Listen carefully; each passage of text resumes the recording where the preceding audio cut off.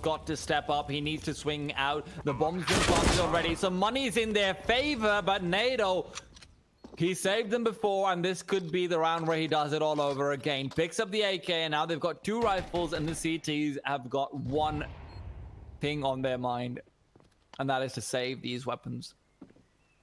Double nade taking down the pit player, man. The classic. Also, a bit of a misread coming in where I think Csgo was the player who rotated back from arches to play a very defensive position instead of trying to stick around for information. And as a result of that, the pit player was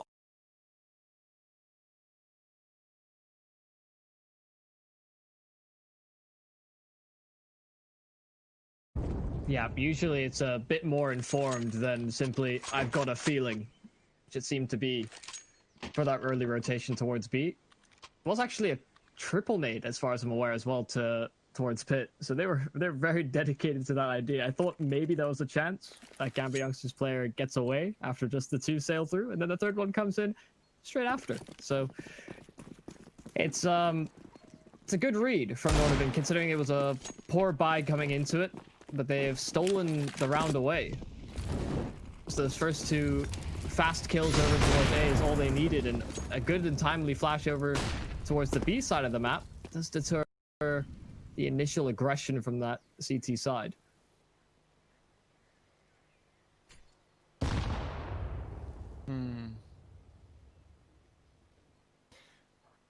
Just throw 1 nade over, please. Harry's on 4 HP. For my sake. Oh. Molly going out.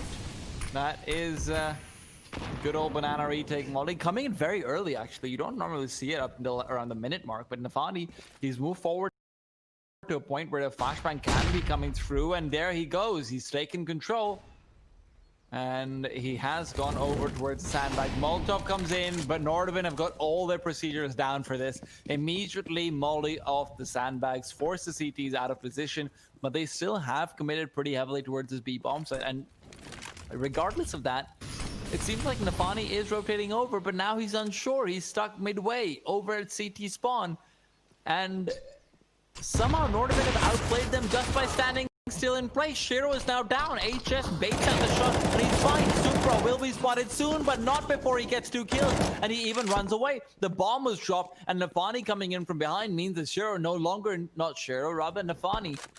Wait, what am I saying? Dear God, Supra. Well, you know what? They're all just dying at this point. Nafani's dead. Supra's fighting next, and we have to be careful because he does end up finding the kill. I'm gonna let you take over from here. Oh, he's up close. He gets Supra. He found so many high impact kills. 4 for him thus far. NATO can do no heroics. It was Supra to do the damage as they went into that B site. The kill above the smoke. The one is he's trailing back, because why not? And well, Gambit Youngsters will get a few Hail Mary frags to make this work. And I was right there with you. I didn't understand how Nordavind seemed to outplay them rotationally simply by standing still, holding firm towards the B, or towards Banana, because it was a counter protocol to a counter protocol, and they just sat and waited. And yet still, Gambit Youngster seemed to have the inkling that it was going to be a fake. Usually when you're making those big rotations, there's, you know, a step into towards the apartments or something, but no, there's nothing to prompt that. Or at least, you know, you have some aggression on the CD side to be able to measure it. You know, where they're like, all right, fine, we know this is happening. NATO showing off his movement, jumping straight into the window. I can't land that jump. It's so easy, but I just can't land it. The jump from balcony into window. Just not to the balcony. Not to the balcony. So they made that one easier. So hey, they did.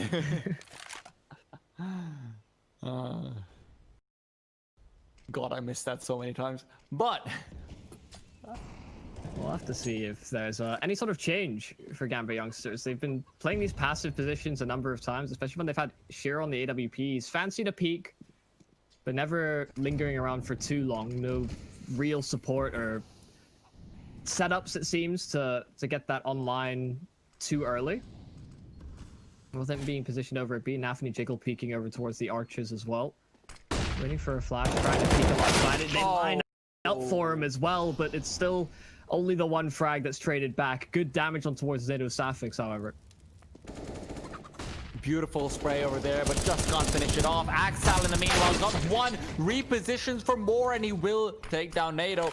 But bomb will be planted nonetheless. It's a 2v2 with the CTs not having Molotovs to be able to flush out Pit. So this retake becomes incredibly difficult, especially when you consider Chroman's repositioning into an off angle, and now he peeks out after Harry goes for the first. That was a very well done 2v2 from the Nordavind side. Really nicely played.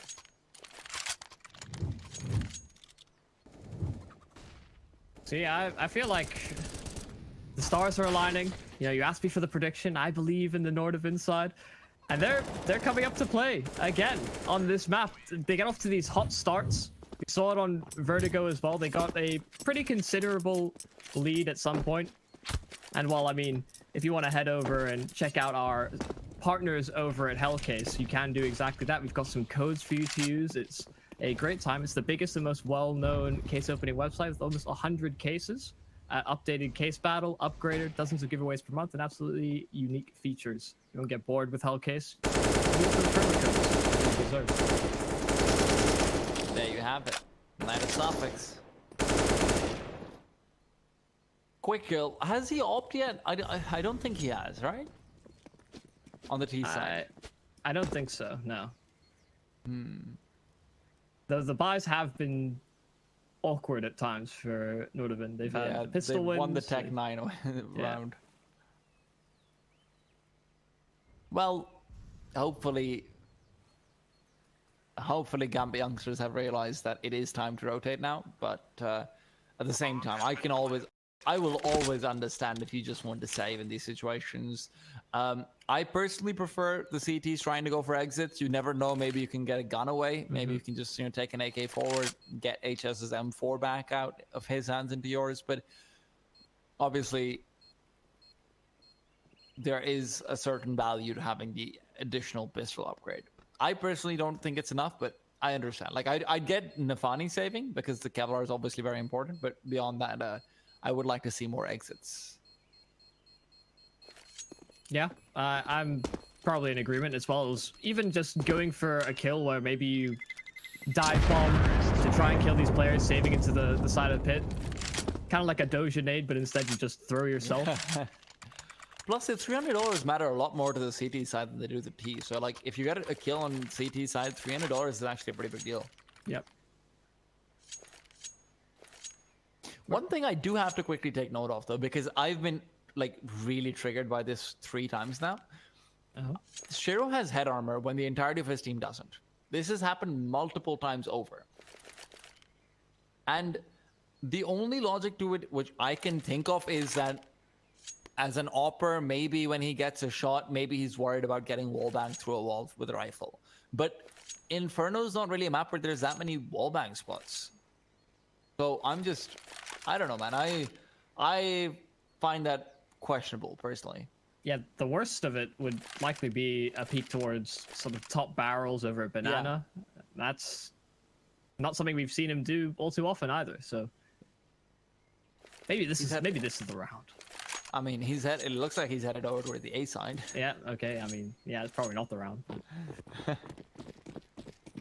Well, it's a very small thing, but again, the additional 2 flashes that could come in, those can be a difference maker on a map like Inferno when you're an opper, because you can flash for your teammate over towards long, over towards short in so many places. And what is this? He's getting so aggressive early on. Goes towards second mid. This could be big. Nato Sophics is expecting it though, and the left eye peek comes into play, giving him the advantage. Yeah, just before we put this point to bed, oppers are usually the most economy conscious as well. So just small decisions like that to add up. The head armor didn't save him from that particular duel either. Indeed. Well, a good opening pick for Nordavind. It's over towards A that they find it, but they still set themselves up outside of B. The boost in response from Gambit youngsters. They saw good performances from Supra in that position earlier on. See if Nathany can live up to the task. Super playing close to the smoke. They move on through the smokes. They have them. Then right as they push on through, but they overplayed their hand. Nafany jumping off of the boost, committing fully in front of the smokes, and it's a couple of refrags back for Nordavind with the bomb planted. The post plants aren't the best. I mean, they've got banana control, they've got these crossfires. Actually, they're very strong because I'll cut back on my words, because they don't have the utility to flush these players out into the open. They have to take these duels, and there's no smoke to prevent that banana player from cutting the rotation into the site. Well, listen, it takes a big man to admit a mistake on broadcast. I know I've fallen into that trap, but no, you're right. This is a lot stronger than it initially looks out to be on face value when you consider the lack of utility on Gambit's side. And remember, this is where I like Supra's play, but just finding 2 kills is criminal. I'm not sure who the second player was who died, actually. But if he just finds that one, that's still fine. A 3v3 retake, you know, even if you're just saving 3 players on CT side. But the point is more just that Supra made a very good play there. When he's playing next to the smoke and he's able to find those 2 kills, that's the best thing you could ask for when Shiro's already died early on. Because that equalizes it. That puts you in the place where you want to be. Now it's up to the rest of his team not to drop the ball, and unfortunately they just do. So there is that. Now though, Shiro has bought up the hero AW. And was it just saved? It was saved, sorry. I think they went back to apartments and picked that up with the last player who was left. Yeah, they definitely that. Not sure what the plan is there from Shiro though. Just goes over, spams the ult, runs away. Able to get a trade from his teammate who found a nice entry with the Eagle as well. This aggression towards the apartments doesn't stop. Axile dealt with, so Shiro's in a bit of a stickly position.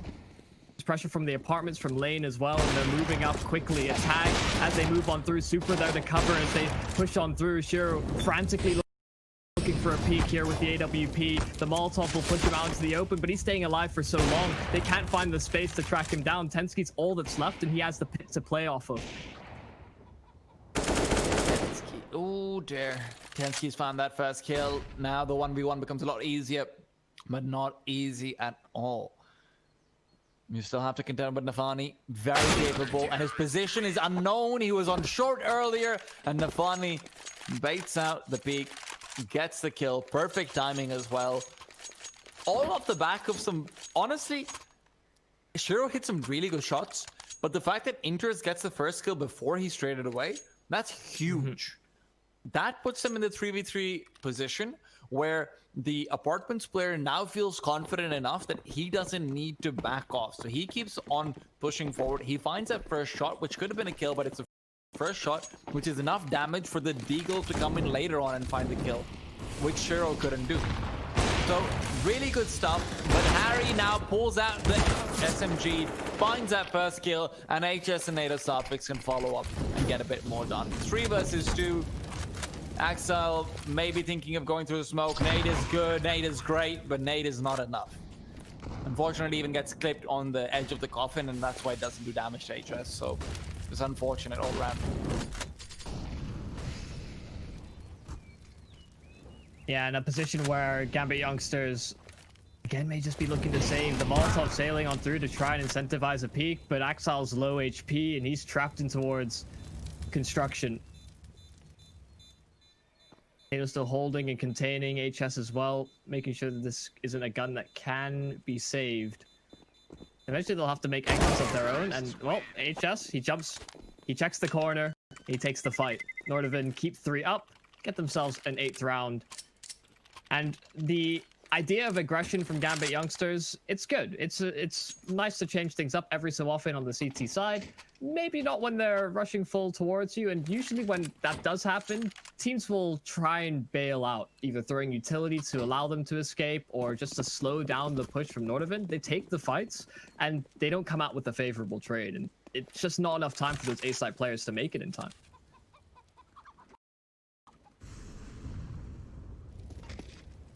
Gambit Youngsters.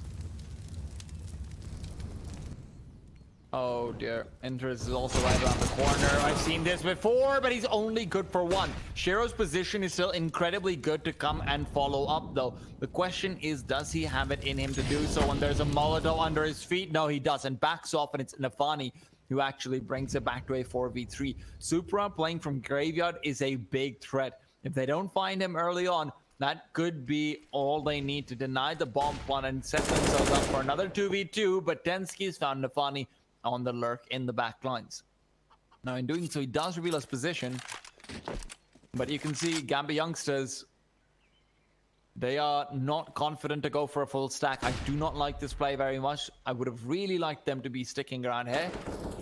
But in the meanwhile, Tensky takes down Supra, Shiro on the Deagle, yet to find anyone, yet to really take anyone down, and it seems like it'll all come down to Exile and that one lonely grenade.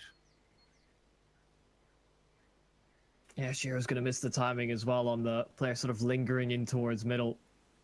Looking for maybe that secondary player in Shiro, but 3 players coming towards you. Exile, at USP, that solitary nade. May not see the light of day, may not be unpinned. The time is ticking low. If he somehow gets the kill on the bomb planter here, that could be huge, and it is! Croman goes down in the smoke. Nado's able to find the kill. In response, Shiro's there as well, but Nado bails them out. He could have gotten trapped. He could have been completely caught out, but he's prepared for the fight. Nado is 16-5 right now. He has bailed them out of so many situations. We saw the 1v4 earlier, or not 1v4, 4K and the 1v2 earlier with the Farmers. We've seen him time and time again in these post ones, just making it work. We've seen him opening up the sites. This is where Nado is shining. This is why I think Nado's a better rifler than he is an AWPer, because he makes things happen with his AK just on the basis of his awareness and positioning that he's got from his AWP, but his mechanics are just better. So I personally prefer Nado the AK to Nado the AWP, to be honest. And, you know, we can see why he's using it on Inferno, which is already a map that's very difficult to AWP on. The T side, at least. Maybe we'll see a couple seasons of that in the NATO TV show. It's a complete character swap. Change of pace. Dies with their black. Well, I mean, okay. I wasn't going to go so far as say that, but... I mean, even as well. Even still, with the op dynamic being so back and forth, it seems, for Nordavind, I could definitely see the line of reasoning. The good and damage nades from Gambit Youngsters, following in the Gambit's namestead. And while Shiro, a kill over towards HS, does at least give them a man advantage as well. So they've got an HP advantage on a few of these players. The numbers game favors them as well. Nordavind are slowly approaching the A site. There's a bit less of an emphasis here. Shiro is deep towards the arches. Won't have the fastest rotation to help and support, and the nades will sail through for Nordavind. 30 seconds left to get this execute underway. They have to make this work. On the Gambit Youngster side, they have the man advantage. Nordavind is low. They do have that one Molotov in Supra's hands as well, but it's too far away. It's on the B side. Maybe it could be used for retake, but Inters and Axel have come up big. One of the 2 kills they needed to nail himself, except 1v5, and that's too much even for him. Axel playing from Graveyard. We saw him before with the M4A1 getting a few nice kills. This was completely different. This was beautiful. Now he's 13 for 6 as well. More than a 2 KD, and we can see how incredibly effective he's been on this angle. Yeah, taking the isolated gunfights as well, making sure it's not going to be peeking into 2 players at once, just slowly creeping up the stairs with the crouch. It's a gutsy play to make just because you're so slow in doing so, but he makes sure that he doesn't get double swung or double peeked while he's taking that fight. Good stuff to isolate those duels. Nado, though, he continues on his hot spree. He deals with the B-side push all by himself. Kill after kill after kill. Upgrades himself to the AWP. Throw that thing away, man. Pick up the rifle again, because you may just have more names to take. Are you kidding me? So wait, are you telling me he can clutch? He can entry? He can mid-round? Yeah, he falls for you sometimes? He's the only player that didn't get to 30 in the overtime at the start as well. He's so he's jealous. Yeah, he's just making up for lost time. He's like, you guys had your time, and now it's all me. The man doesn't seem to be able to do wrong at the moment. This is basically what you hope happens if your teammate says, guys, You carry me in this game, I'll carry you the next one. This is what you hope happens. Yeah, and whether this 19 and is 6. yeah, whether this is a you scratch my back, I'll scratch yours kind of deal that Nordavind have going on. Mate, this is more like you scratch my back, I will rip theirs apart. Okay, I got a little bit a little too gruesome. The mental image I've just come up with is just... But yeah, he's tearing them a pretty big hole in the rounds they'd hoped to achieve on the CT side. I mean, you assume Gambit Youngsters have their Inferno in a pretty good place. Most teams should. And Nordavind are doing a very good job of making them look a bit foolish, and NATO's at the forefront of that. Well, listen, let's not forget what happened in the first map. Hopefully that is not going to be the case over here. But nades are flying through. There's good damage. But Croman, how do you find that? Nafani just goes down. There's nothing he can do, but Super comes in to drop the bomb. However, Inters and Axel are about to find out that there is a very rude visitor over towards this A site, and that is Tensky, who takes down Inters. Axel is now left in a world of insecurity where he does not know how to play this, does not know where to go. He's the one who's been top fragging for his team, who's been looking like a shining ray of light. But even that is going to be extinguished at this point. I don't typically make the comparison, but I think it's fair to say these last few rounds have felt very pug-like. And when we talked about Nordavind coming into this, you sort of look at how mechanically skilled the individuals are, never know how they're going to really mesh as a team. They're just taking fights and doing a really good job of winning them. Like, Harry just one-tapped Shiro in mid with his AK. Yeah.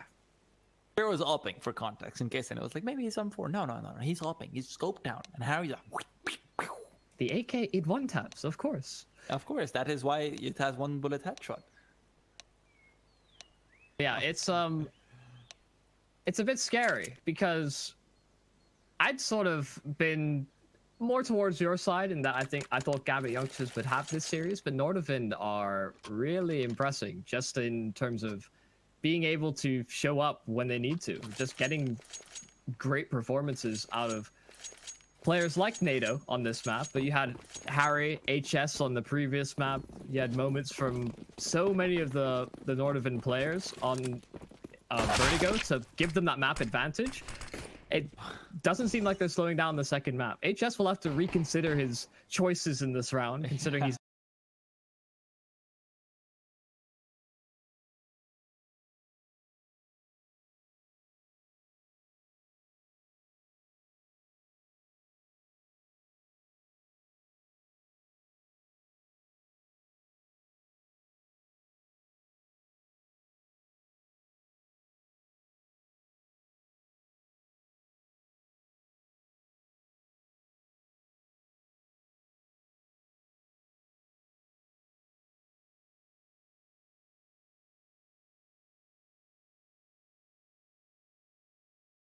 doesn't do much damage. It's a nade that assumes they're rushing. So, unfortunately, Gambit Youngsters might not realize, though, that they have just outplayed themselves again. We saw this earlier on. They did win that round out, but now they've gone back into the 4 players stack on the A site, and Harry realizes this, and he says, you know what, I'm just going to go back and get ready for the flashes to come in. Counter flashes that was short. They can't push through. Intus is somehow on the bomb site, though. HS goes down, and what is this round? positionally, the read is there from Nordavind. They have all the players they need to deal with the push, but they just all die. Nobody seemed to be peeking for when they were going up towards short, because the flashes came through, and I can only assume a team flash of some capacity has happened, or maybe the Gambit Youngsters, or I don't know. Inters was on the bomb site and killed the graveyard player. Yeah, I have no answer for you. Well, there you go.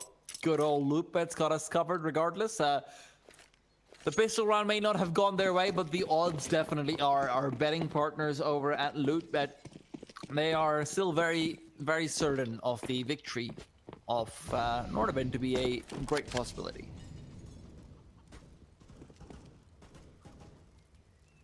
Yep, the belief is there. The tone is shift to the man in charge of that. Napanate kill over towards the apartments. Kerman there to trade things out. It's of course not the strongest of buys from the CT side, conceding the previous round, but these SMGs can still be a little troublesome. They're MP9s, man. They are more than a little bit troublesome. Those MP9s can be outgunning an AK. I have somebody I've casted with before that stands by the MP9 for the money is the most broken gun in the game. Well, see, this is where I have the benefit of, being able to chew on Maui's things here at times. And Maui's theory on this is, which I think is like borderline revolutionary to how analysis should be done for the current meta, is that he says that the MP9 is the sole balancing factor that the CTs have up against the T-side economy, and that's the reason why it's so broken. Which is a very interesting argument to be made. Yeah, yeah. Considering the argument for gun rounds is that the T side have the advantage because they have the AK. So, yeah. Well, some perspective to add. Some effective to be gained from Nordavind. They gambled the B bomb site, and well, they went the other way. So Gambit Youngsters have a clean state of affairs. No more fighting should be had in this particular round. They look to save these weapons over to the following, as their economy is not in a good spot either. And Gambit Youngsters don't want to harm their own chances. Still a lot of rounds to play, and Nordavind's still very much in a good position. It's not to be clawed away if rounds go in this manner. Well, you always like to see a peaceful little end to the round. 4 players alive on each side. They figured out their differences after the first 2 kills. Unfortunately, one of the differences is an economy now, Yumi. Yeah. Sometimes we just say, you know what? Have it. You deserve it. That's the thing with the gamble stack. You flip the coin, pick the wrong side. Oh well. Move on to the next time. Well, they're putting a lot of contest over towards A. They've gotten pretty much all of these SMGs over here. I mean, you can make a lot happen, but SMGs work for both sides, says Nafani. He had the UMP, picks up 2 quick kills. Harry finally takes him down, and in the process of doing so, does find some money as well. Croman, in the meanwhile, is trying to go for trigger discipline, but unfortunately for him, he has a bit too much of it. Harry comes back, finds a quick kill, gets a dink as well, but it's not enough. He wasn't quite able to get the spray down perfectly. It is one of the hardest sprays in the game to learn. I think there's a ridiculous amount of RNG in it. So there is that to consider. I think Boomich is one of the only players who actually can spray with it perfectly. I'm going to need a source on that. I cannot spray this thing for the life of me. It's a great run and gun weapon for sure. Jump and pull down. That's the key. True. It has the best jumping accuracy of any fully automatic. So doesn't the Mac 10 have a better accuracy, or does it? Or is it the same? I don't know actually. I think the MP9 edges it out. Wow. Yeah, you learn something new every day. The question is, has Nordavind learned how to win rounds on the CT side yet? And I think they should have, because now they have the AWP out. Now, the question is, who uses the op? And the answer is NATO. So I'm hoping that maybe some of that form can continue on from the first half. NATO, I mean, you can see some pretty great stuff with the op if your positioning's down. And he's definitely had moments where it is. So he's playing a more of a supportive style early on. Throws out the one-way smoke early to see whether he can get aggressive. But in the meanwhile, it's actually a very defensive style of setup from Gambit Youngsters. They're not aggressing onto second mid. They're not aggressing onto banana. They're just chilling at home. Social distancing. Yeah, it feels like NATO's trying to check all the boxes at the moment. He was entering, he was clutching, maybe he was calling, don't really know. Now he's AWPing. He has been doing it pretty successfully. Not too many hindrances. Supra showing off his movement as well. Jumping in through the window, and Gambit Youngsters have a bit of mid control to work off of. That smoke towards the arc nice vision of both NATO and his teammate.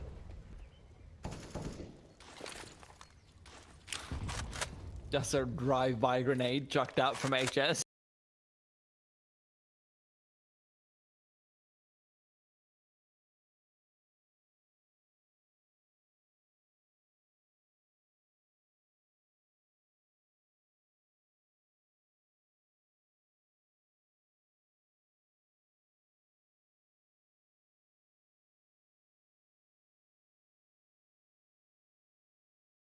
Is giving him time, but time is not something they have a lot of. 20 seconds on the clock. Super finds one, but there's still another. That's HS to take him down. Shiro picks up the AK, and he doesn't realize that Croman is flanking him. He's got the bomb in his hands, going for the plant. He's faked it out first and foremost. Now he's expecting the peek from Croman, but expectations be dashed. Croman will just wide swing out and immediately tap his head. 12-7. Nordavind have got themselves on the board on their CT side. Almost thought for sure that Shiro might have won it. Just the fact he goes and clears that out after tapping the bomb. The presence of mind to know that that's a possibility when his teammate has flanked through mid over towards that B bomb site. The fact that he expects that there's some chance that they bypass one another. Could have been that narrow edge, but Croman did sharper to the trigger. The AWP out for both NATO and Shiro. Get to see limited performance from that CT side up. See if that changes now that we're into a new round. Very early stack being called towards the A side of the map. Of course, with Harry here in jump spotting, he can be an early indicator, an early alarm, proximity one at that. If he hears or sees anything, that a player should be called back. But he sees nothing, he hears nothing, he falls back himself, just doesn't fancy his chances doing what he was doing. So he's called for Tensky to come on by. Oh, interesting. Tensky. We haven't seen, you know, I'll talk about that in a second. It's a very nice smoke coming through. Write that one down if anyone's curious about that. I think that's a very cool way to smoke that off, because the other way, you have to bounce it off the wall behind, and that exactly reveals that you are at coffin at that particular time. So there are instances where you can't be naded, even though it's very, very rare in all fairness. And NATO can technically still be double naded down.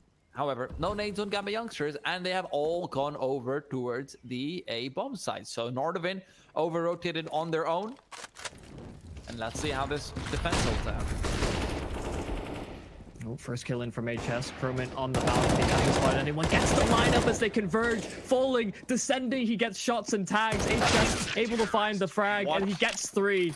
How does HS get all those 3 kills? How does he whip around? Have the presence of mind to find Nafany? Nobody knows. But Nordavind, that's a very clean round, and it's just 2 players that lock it all down. That's crazy. How does HS find the last kill? Look at that. He 180s that. Wow. Insane. Yeah. 2 players are all you need, apparently.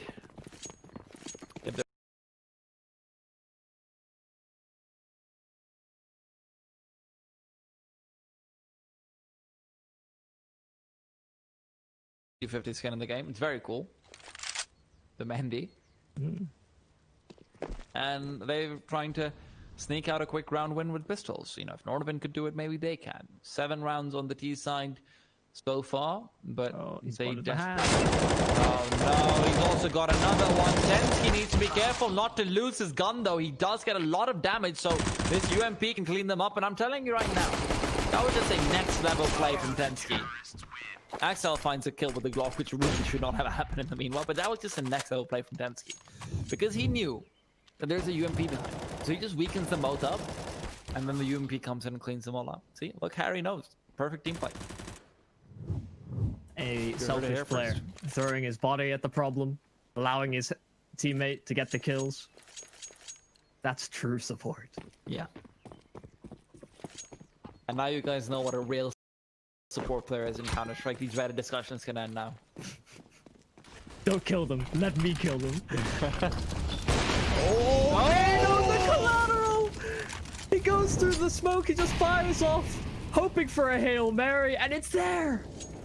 They're on the receiving end. Things going wrong for Gambit Youngsters. At the very least, they get a consolation frag, but Croman's pushing the boundaries over from second middle. He finds two himself, and Axile, not a chance. Not a chance in the world.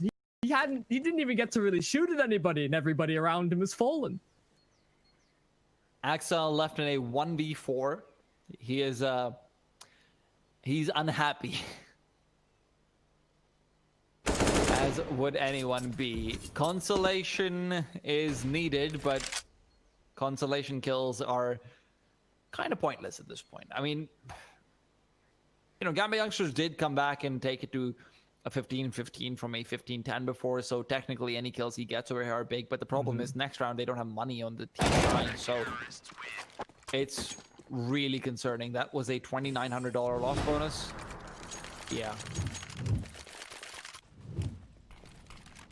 But I mean, that's a good old James smoke as well. Yeah, it's a good shot. It's great timing, but it's so unfortunate for Gambit Youngsters. They have this set idea of, yeah, we'll rush them down, we'll throw the smoke so that, or the Molotov in the smoke so that there's, you know, a chance we close that distance before they can react, but that's worst case scenario. Oh no. Oh no, is it going to happen again? They've got the nades, they've got the utility and the spam. Early 3 players on the B-bomb side is netting them a lot of advantages, but HS in the meanwhile goes down. That is Supra to do that dirty work at least. The 3 players are rotating back. This might be an over-rotate now that Croman found that first kill. The question is, where does the bomb want to go? It's still towards second mid, and it does seem to be an A-side take. Croman realizes where the 2 players are, over towards short, and he's got himself a great little angle, dodges the flashbang, is waiting for anything to come through. Supra goes down, it's Tensky to make him fall, and a 16th round for Nordavind will send them to the semifinals. Certainly not the series we were predicting to go this way. It's a long, grueling fight